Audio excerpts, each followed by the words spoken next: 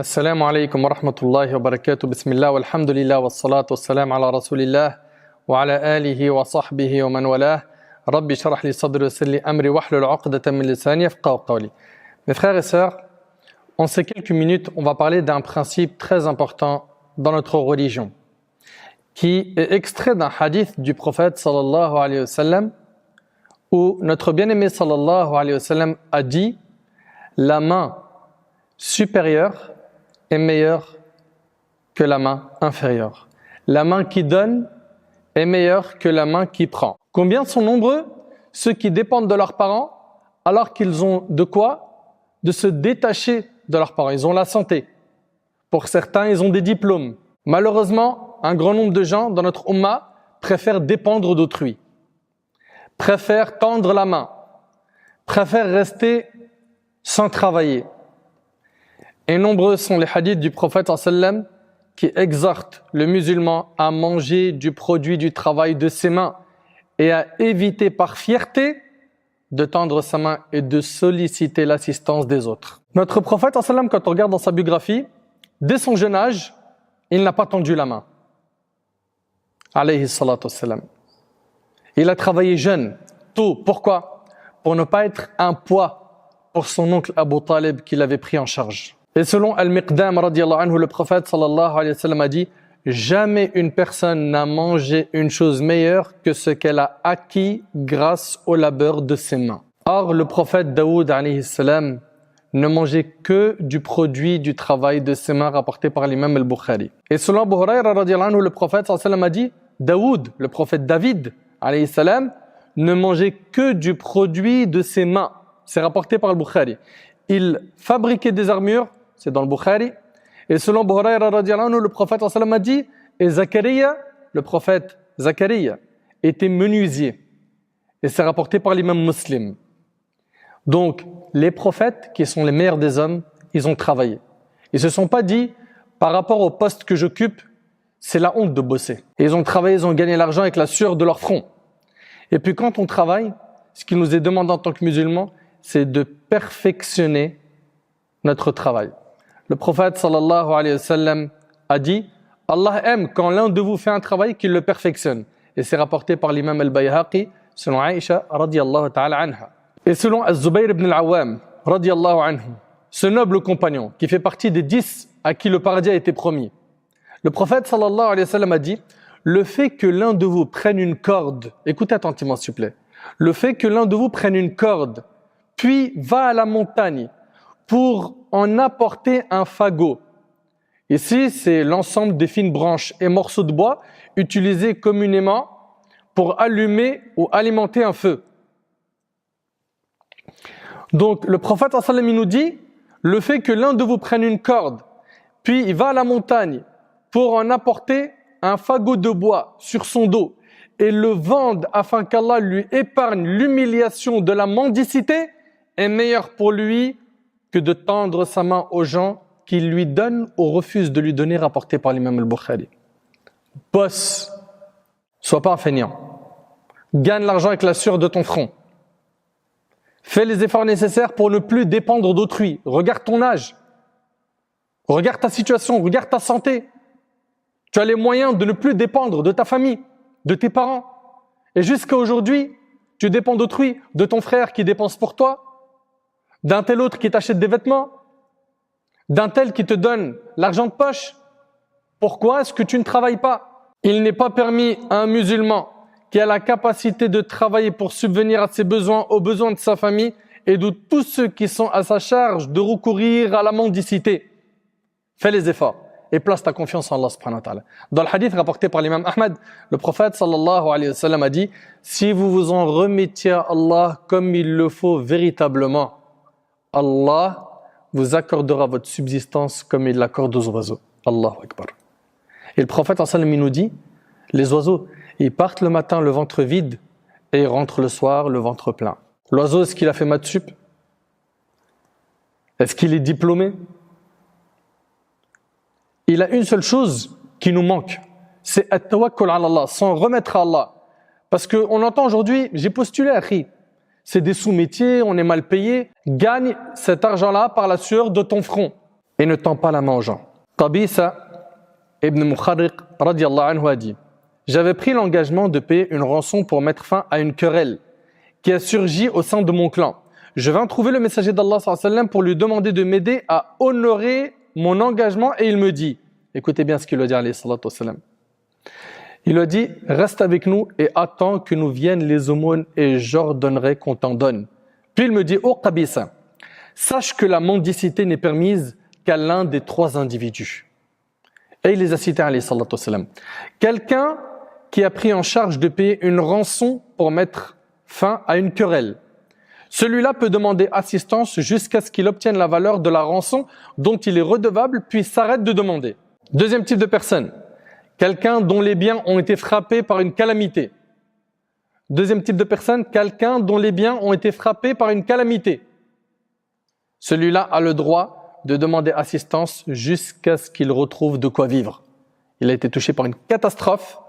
Là, dans les médias, dans les heures qui suivent, il peut demander assistance. Pourquoi? Pour sortir de cette épreuve. Troisième type de personne, quelqu'un qui souffre d'une disette, dont témoignent 3 hommes intègres de son peuple. Il lui est permis de demander assistance jusqu'à ce qu'il puisse subvenir lui-même à ses besoins, rapporté par l'imam muslim. Sachez mes frères et sœurs que la mendicité est l'une des choses auxquelles le prophète ﷺ s'est fermement opposé et qu'il a interdit aux musulmans qui n'est pas dans une nécessité extrême qui le pousse à tendre la main. Car le recours à une telle pratique est de nature à porter atteinte à la dignité et l'honneur que tout musulman est tenu de préserver.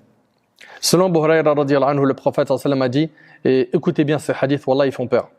Le prophète sallallahu a dit: celui qui mendie pour accroître ses biens ne mendie en réalité que des braises de l'enfer. Allahu Akbar.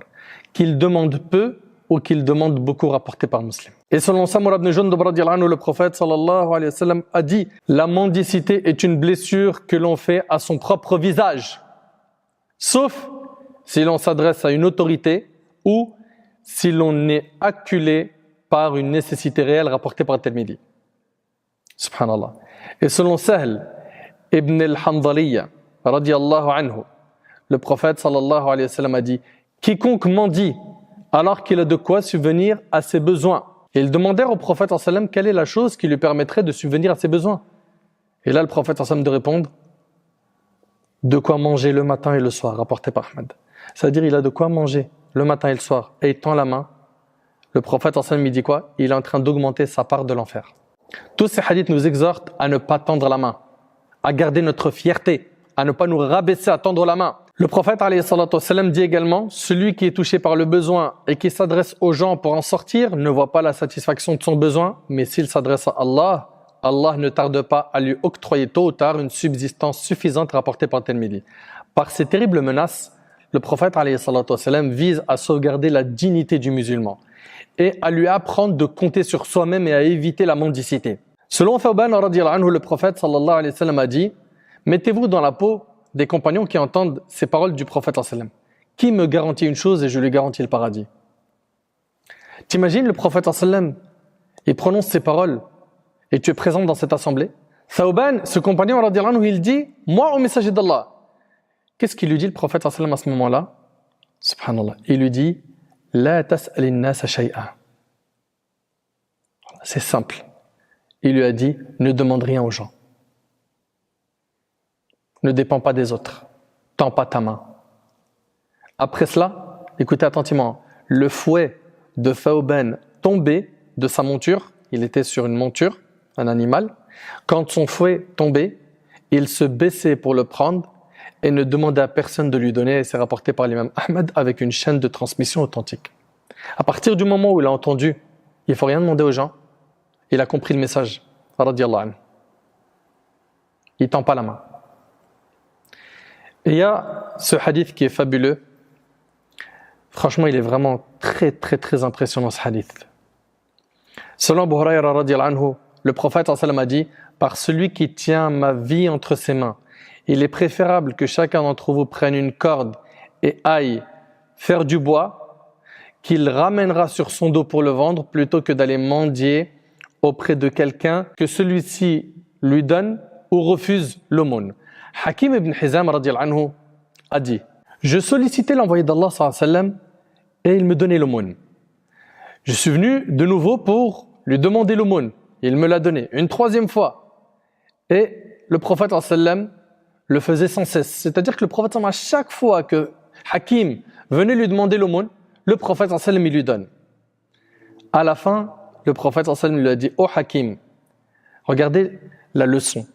Regardez comment un Nabi sallallahu alayhi wa sallam était impressionnant dans la manière d'éduquer les gens. » Il a dit « Oh Hakim, l'argent est une chose agréable. L'argent est une chose agréable, les gens ils aiment l'argent. »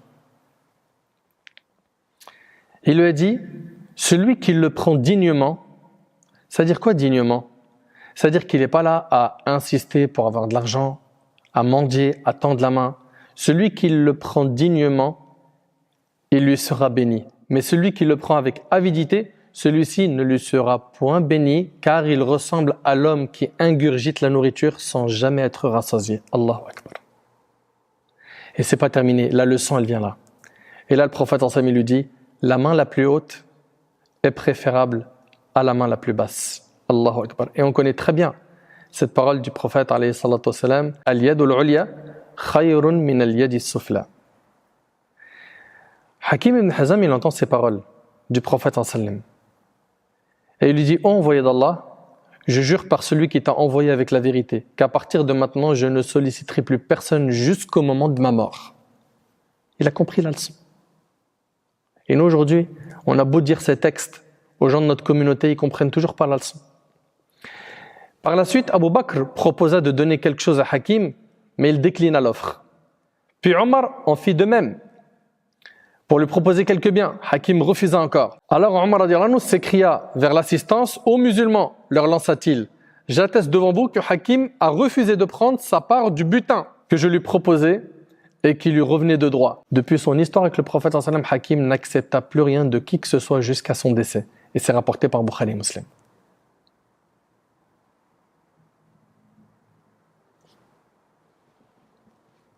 Que dire après cette histoire? Subhanallah. Il y a 5 types de mains. Il y a 5 types de mains. La meilleure main est celle qui donne. Puis, vient juste après elle, celle qui ne demande pas. Puis, juste après elle, celle qui prend sans mendier. On lui a fait un don, il prend. Ensuite, il reste 2 types de mains. La plus mauvaise est celle qui demande et celle qui prive. Je répète, les mains sont de 5 types. La meilleure est celle qui donne. Puis, c'est dans cet ordre, celle qui ne demande pas. Puis, celle qui prend sans demander. La plus mauvaise est celle qui demande et celle qui prive. Et il faut comprendre que quand tu travailles, même si tu n'as pas réussi à atteindre le meilleur emploi, l'essentiel c'est que tu ne tends pas ta main. Oui, mais moi j'ai envie d'être riche, c'est pour ça pour l'instant je ne travaille pas, parce que moi je veux la richesse. Sache déjà premièrement que la vraie richesse est celle du cœur. Est-ce que tu as enrichi ton cœur ou est-ce que tu penses qu'à enrichir tes poches? Selon Abu Hurayra radiyallahu anhu, le prophète sallallahu alayhi wa sallam a dit, la richesse ne consiste pas en l'abondance des biens, mais la vraie richesse est celle de l'âme. Et celle de l'âme. Ahbab al-Kiram, Omar ibn Khattab radiyallahu anhu rapporte que le prophète sallallahu alayhi wa sallam me faisait des dons, mais je lui disais, donne-le à celui qui est plus pauvre que moi. Prends-le, me disait-il, si tu reçois une part de ce genre de biens sans me l'avoir demandé et sans en avoir de l'avidité. Prends-les. Tu peux en disposer ou en faire aumône. Mais ne convoite pas ce qu'on ne te donne pas. Donc, chacun d'entre nous doit comprendre cette leçon. Et les compagnons, radiyallahu anhum, ils l'ont comprise. La dunya, elle était en dessous de leurs pieds. Et au-dessus de leur tête, c'était l'akhira. Et pas ce qu'on voit aujourd'hui. Au-dessus de leur tête, c'est la dunya. Et l'au-delà, c'est en dessous de leurs pieds. Écoutez attentivement, il y a une différence entre posséder de l'argent ou l'argent te possède. Et aujourd'hui, on a beaucoup de gens, c'est l'argent qui les possède. Ce sont des esclaves de l'argent. Ils ne vivent, ils ne respirent que pour l'argent. Ce n'était pas le cas des compagnons radiyallahu anhu. Les compagnons ont compris que l'argent, c'est un moyen. Un moyen pourquoi? Pour gagner le paradis d'Allah subhanahu wa ta'ala. Et non un but. Beaucoup de gens aujourd'hui voient l'argent comme étant un objectif, un but à atteindre. C'est un moyen. Et si tu as de l'argent et tu es quelqu'un de pieux, bah forcément tu vas faire des bonnes choses avec. Et le prophète sallallahu alayhi wa sallam, dans le hadith rapporté par l'imam al-Bukhari dans l'Adab al-Mufrad, selon Amr ibn al-As radiyallahu anhuma, a dit quelle bonne chose est l'argent bon pour un homme pieux. Quelle bonne chose est l'argent bon pour un homme pieux. Et c'est pas interdit d'avoir de l'argent. Beaucoup de compagnons en avaient. Comme c'était le cas de Uthman ibn Affan radiyallahu anhu, qui était riche, de Abdurrahman ibn Auf, de Sa'd ibn Rabi' et d'autres. Mais, je le dis, je le répète, la dunya n'a pas pénétré leur cœur. C'est la grande différence qu'il y a entre nous et eux. Allah tabaraka wa ta'ala, il nous dit وَمَن يُوقَ شُحَّ نَفْسِهِ فَأُولَٰئِكَ هُمُ الْمُفْلِحُونَ. Quiconque se prémunit contre sa propre avarice, ceux-là sont ceux qui réussissent. Ici, on voit quoi? Que celui qui a de l'argent, il doit faire très attention à ne pas tomber dans l'avarice. Et subhanallah, Allah Ta'ala, il nous parle de nos ancêtres, rahimahumullah. Il nous dit, Azza wa Jal, dans Surat Al-Baqarah, « Lil-fuqara alladhina uhsiru fi sabilillah la yastati'una darba. لا يستطيعون ضربا في الأرض يحسبهم الجاهل أغنياء من التعفف تعرفهم بسيماهم لا يسألون الناس إلحافا. » Aux nécessiteux qui se sont confinés dans le sentier d'Allah, nous pouvons parcourir le monde et que l'ignorant croit riche parce qu'ils ont honte de mendier. Et ça existe toujours, alhamdulillah. Des gens qu'on croit, mashallah, qui sont riches. Vous savez pourquoi? Parce qu'ils ont honte de mendier. Ils ne tendent pas la main et ils ne montrent jamais qu'ils sont dans le besoin. Tu as l'impression qu'ils vivent super bien, alors que financièrement, c'est très difficile pour eux. Allah Ta'ala dit, tu les reconnaîtras à leurs aspects. Ils n'importunent personne en mendiant. Et tout ce que vous dépensez de vos biens, Allah le sait parfaitement. Selon Abu Huraira radhiyallahu anhu, le prophète sallallahu alayhi wa sallam a dit, le pauvre n'est pas celui qui fait le tour de la ville à mendier et que les gens font partir avec une ou deux bouchées, une ou deux dattes. Mais le pauvre est celui qui n'a rien. Écoutez bien. Mais le pauvre est celui qui n'a rien pour répondre à ses besoins, mais qui cache si bien sa pauvreté que personne ne la remarque pour lui faire aumône et qui ne va pas tendre la main aux gens, rapportés par Bukhari Muslim. Une personne qui comprend bien notre dîn ne tend pas la main. Et regardez les compagnons radiyallahu anhum, ils ont compris cette leçon. On vous a déjà raconté l'histoire de Thawban, l'histoire de Hakim ibn Hizam. Prenez cette histoire que vous connaissez à titre de rappel de Abdurrahman ibn Auf radiyallahu anhu quand il a quitté la Mecque et qu'il a émigré pour aller à Médine. Il arrive à Médine, il n'y a pas de promesse d'embauche qui l'attend, il n'y a pas un logement qui l'attend. Il s'y rend pour sauver sa religion. Et quand il arrive là-bas, le prophète sallallahu alayhi wa sallam va fraterniser entre les muhajirines, donc les musulmans qui ont émigré de la Mecque à Médine, et les Ansar, les musulmans de Médine. Puis, Sa'd ibn Rabi', comme c'est rapporté par l'imam al-Bukhari selon Anas, il va dire à Abdurrahman ibn Auf, je suis l'un des plus riches des Ansar, des musulmans de Médine. Ma richesse, je la partage avec toi en deux. Et j'ai deux femmes, regarde celle d'entre elles qui te plaît, afin que je la divorce et qu'après tu puisses te marier avec elle. Franchement, on te fait une telle proposition, toi qui es dans le besoin. Tu lui dis quoi? Jazakallah khair, franchement, fallait pas, c'est trop. Tu sais quoi, moi, la moitié de ta richesse, ça fait trop. Bon, à la rigueur, une femme, oui. Voilà, aujourd'hui, on le sait, hein. Soyons francs. Les gens ne refusent pas ce type d'offre.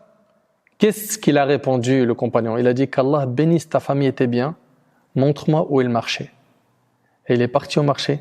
Il a commercé jusqu'à devenir lui-même un parmi les compagnons riches. Radiyallahu anhum ajma'in. Le prophète alayhi salatu wassalam nous enjoint donc de ne pas tendre la main.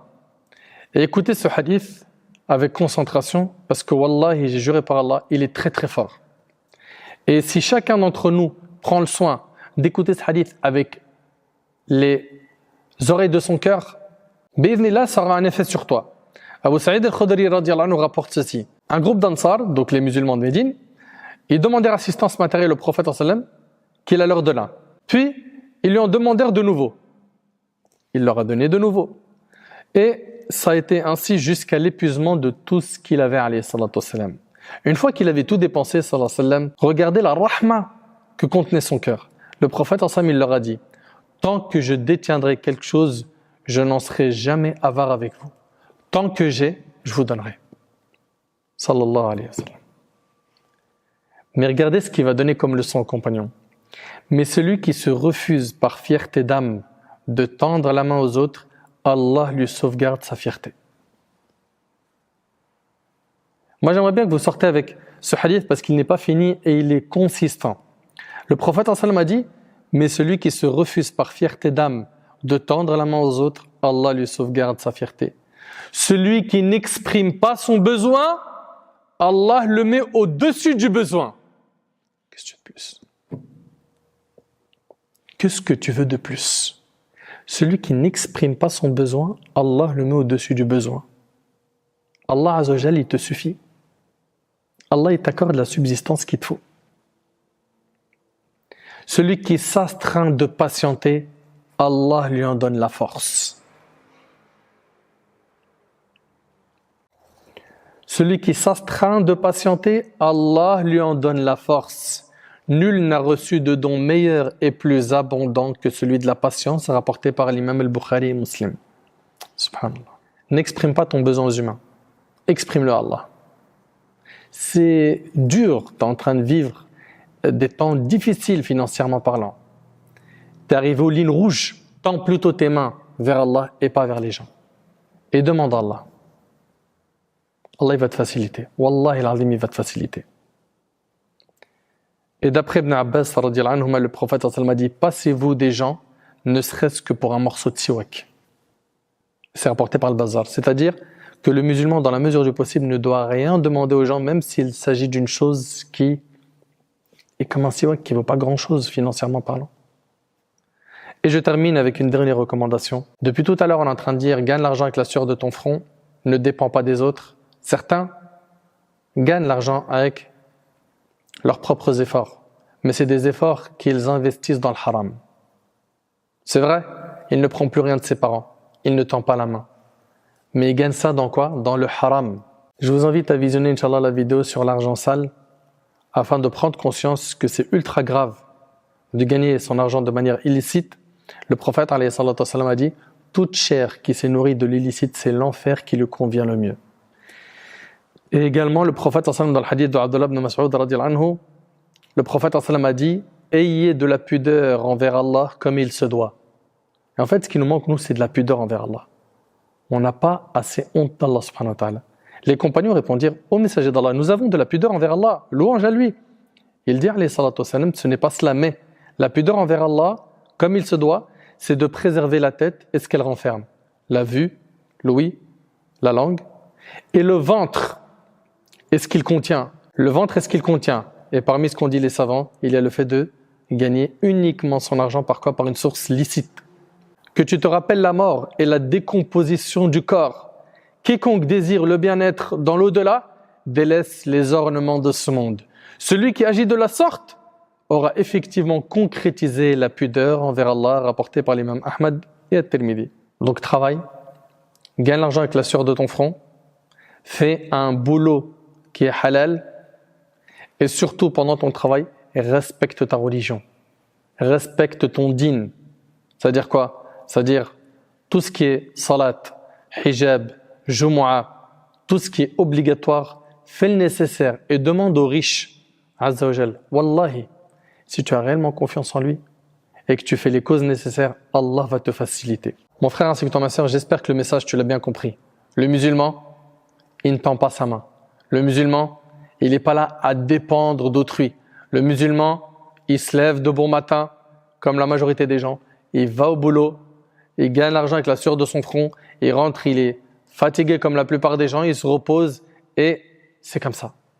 La vie, elle est comme ça. Rappelle-toi que les prophètes, ils ont travaillé. Tu n'es pas meilleur qu'eux pour dire, moi, j'ai pas besoin de travailler. Voilà, mes parents sont là, ils me suffisent. Mon frère, il dépense pour moi. Ne sois jamais de cela. Qu'Allah subhanahu wa ta'ala nous facilite de mettre en pratique ce qu'on entend.